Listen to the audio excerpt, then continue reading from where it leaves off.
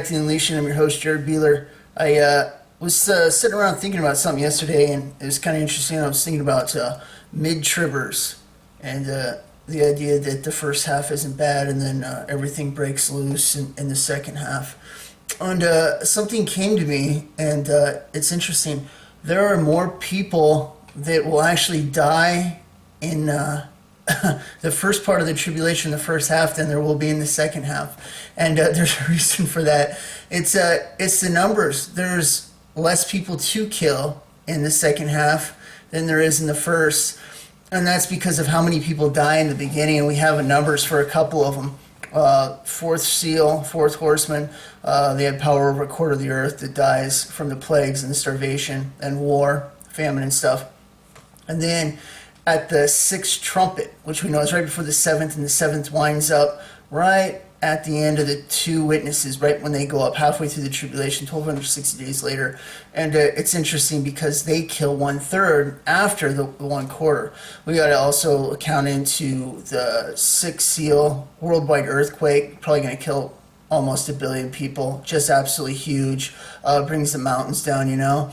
And then we also have the trumpets and the earth getting pelted by rocks. Massive asteroid hits the ocean, takes out 1/3. The tsunamis in areas could be over a mile high or even higher, you know, who knows. That's going to take out shorelines and places like that. So you're literally at 3/4 of the population destroyed and gone by the time you even get to the second half before the bowl judgments get brought into the picture. So for the first half being survivable and stuff like that, no, it's actually technically worse than the second half. It's just by the time you get to the bowl judgments, it's no more messing around. It's just straight God's pouring out the judgment big time, and it really winds things up. But I thought that was kind of interesting, and I hadn't really thought about that before, but I was thinking about it for mid-tribbers and stuff.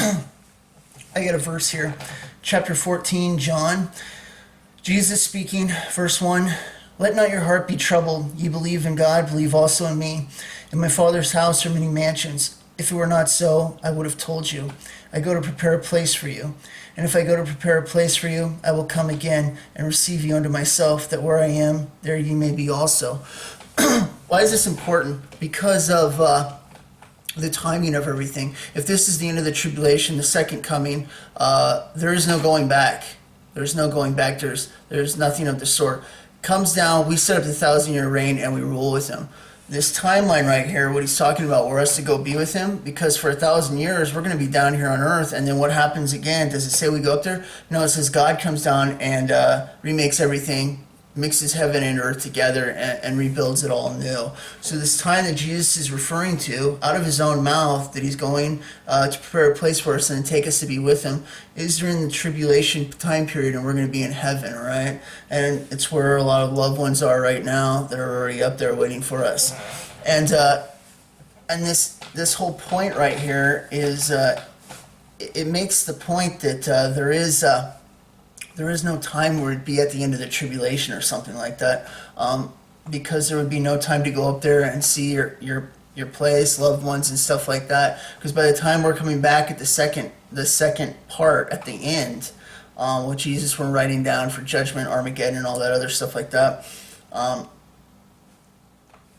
there's not going to be any time to go back up to heaven. So that's just one of the things that I like to point out, you know.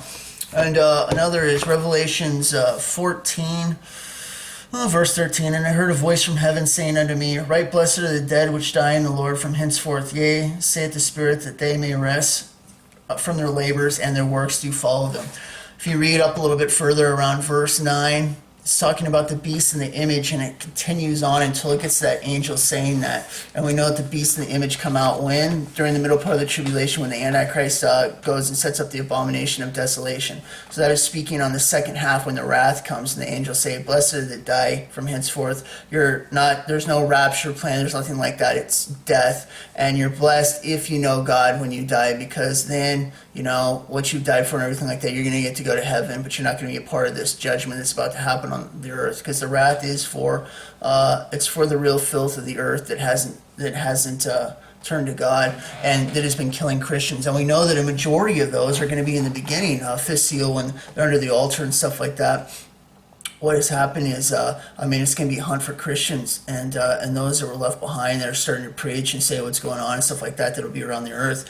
They're going to be going after them, and we also know that more people die during this time. So not only is the world going to be dying, but the majority of Christians, if there's any of the few left, the angel literally says right before the wrath judgments and stuff start that blessed are they that die in the Lord from this point on.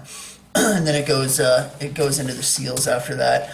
And jump over to chapter 16 and the first seals, and it goes into an order, which is going to take a while. So anybody that thinks that they happen in like the last hour or something like that, no, it's not. It's time for the oceans to turn to blood, rivers to turn to blood. God is turn up the heat of the sun, scorch man with fire. Euphrates to dry up, to draw the armies of the east and others to where the Battle of Armageddon is going to happen, and the things like that take place, including another worldwide earthquake, this time that totally takes all the islands out, and then hail from heaven. And it really wraps it up like nobody's going to be around.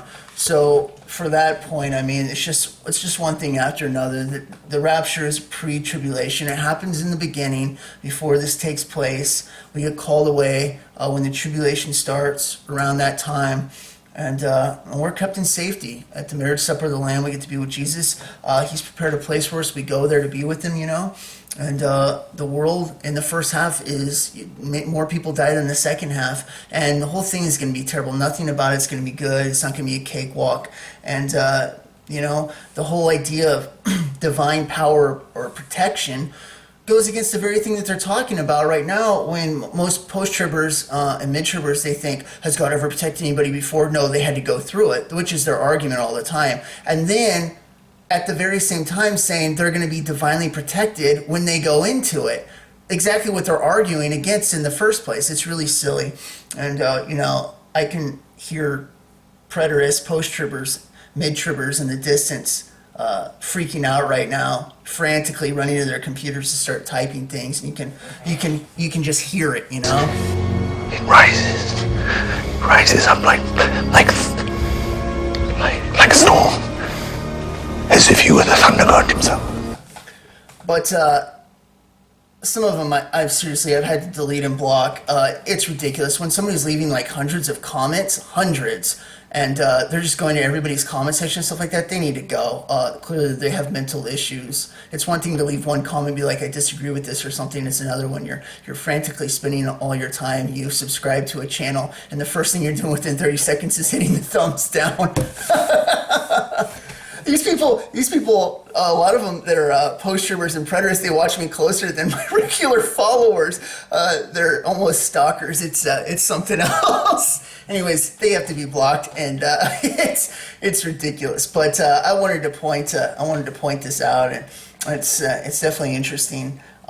There's really no place for a mid-trib idea that we go out around the two witnesses and stuff. And if you don't, to even look at that, and we have the numbers, and we can only speculate from there on how bad the damage is, but we know that it's over a half just by the sixth trumpet and the fourth seal mentioning the numbers of the population of the earth and how much the death is. It's already over half, and we can speculate it gets bumped up even more with the other ones that are severe. Asteroids hitting the ocean, taking out 1/3. It's going to take out a lot of stuff.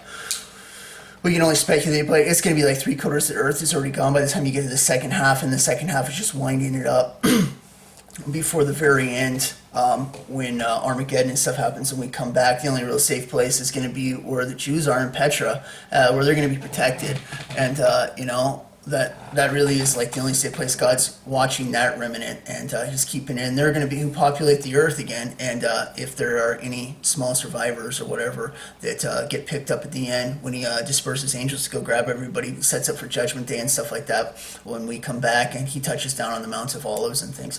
But very interesting. Time is definitely, it's really out of time.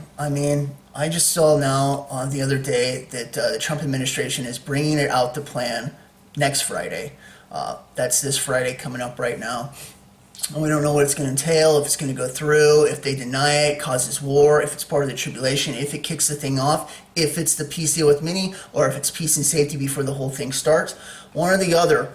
all this stuff is pushing at a rapid pace. Remember, it was supposed to be December, and now they're pushing for it. And now Macron's talking about if it doesn't go through, he's got his own idea.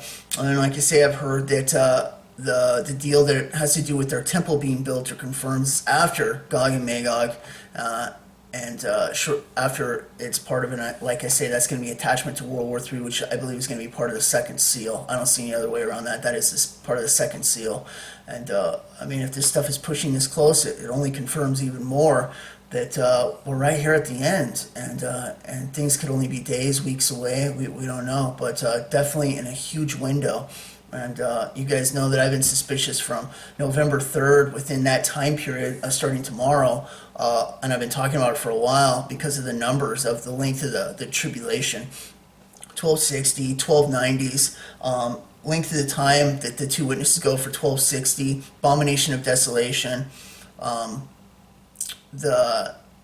how long the Jews are in Petra, or they have to flee from the time the abomination of desolation happens, another 1260. We're looking at a 7-year time period. So all this, whatever way it plays out, maybe a few unforeseen things that we don't know about yet, but definitely windows to be looking at. And of course, if it starts to push into this too far, like months or whatever, it would throw the whole thing off. And I don't see it going around a complete other year for it to start. So really, it really looks like it's right on the line right now. That's exciting news for all of us that are looking to get out of here and be with Jesus, of course. And you know, that is some serious hope, and only more dreams and more confirmations that people have gotten. There's just tons of them every single day. There's just more and more and more, and it hasn't died down. It's only confirmed more and more that he's talked to people, and he's telling them, you know, get ready, talk to your loved ones. It's at hand right now, and we don't have the exact day when it's going to take place, but one of these days here real soon, we're going to get called up and get out of here. Never have to worry about these stupid problems ever again, and we're going to step into where our life was meant to be, and all the joy and stuff that comes with it that I can only slightly touch on. We're going to be blown away in every single way. Totally radical. We're going to see things you can't imagine, and see more things. I mean, there's no end to it. What he has in store, it is the most awesomely planned events and things, and he cares about us, you know, and he's got awesome surprises, and the whole thing's gonna be great, and it's such an encouragement, you know. Don't worry about what the naysayers are saying. They're putting themselves in their own torment and hell. They want to go into tribulation, they can go into it. It's up to them. We can only warn, and a lot of this isn't to change them over. They've already set in their ways. It's to leave a platform for them to see where they messed up when they look back and realize that it was them that was failing the whole time and their doctrines, and then they'll have to take a close look inside and realize that they were totally in love with the world and all the things of the world. So I mean, they're going to say what they're going to say, but us that are looking, you know, it's exciting. It's really exciting news, and it looks like it's super close. And I'm jacked, and I'm still looking for it. You know, I appreciate all the prayers, you guys. I said I was feeling under the weather a few years ago. I was in a situation that had to do with mold in my house, and that's what I've been dealing with for now a couple of years before the channel even got started. So I really appreciate all the prayers and stuff, and I've been fighting it for a while, so anyways, but I really appreciate all that, and you know, we're looking every single day, and I just thought I would share a few words with you guys, and I'm definitely still looking and excited, and this is still looking like the year, so that's awesome. I'm totally jacked about that, and I couldn't be more happy, you know, because I want to get out of here so bad, and it's awesome, and you know, if you want to get out of here too, and you just stumbled upon this, you don't know Jesus, I encourage you to ask him into your heart right now. Put your faith in him, repent, ask for forgiveness, and look forward to getting out of here before this whole thing goes down, because it looks like it's just about to, and everything's primed and ready for it to happen. And I'm definitely expecting some things to be taken off here in the next few weeks, the way things are looking. So we'll be watching and paying attention to all this, but just wanted to get a few words out, make a quick little video, and I'll catch you guys next time on the Unleashing. God bless. Bye.